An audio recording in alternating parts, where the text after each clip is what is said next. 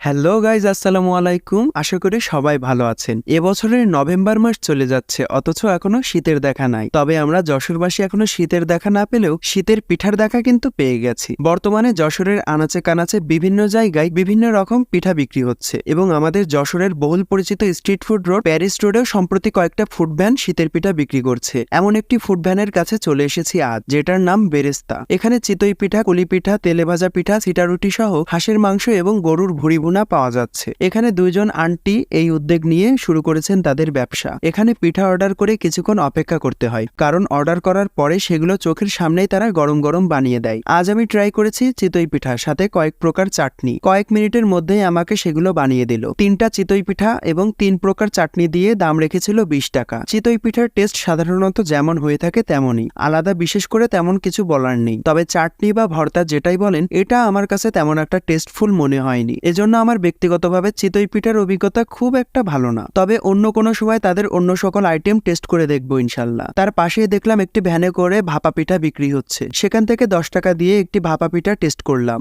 এটার টেস্ট খুবই ভালো ছিল, গুড়ের পরিমাণও ছিল বেশ অনেকটা।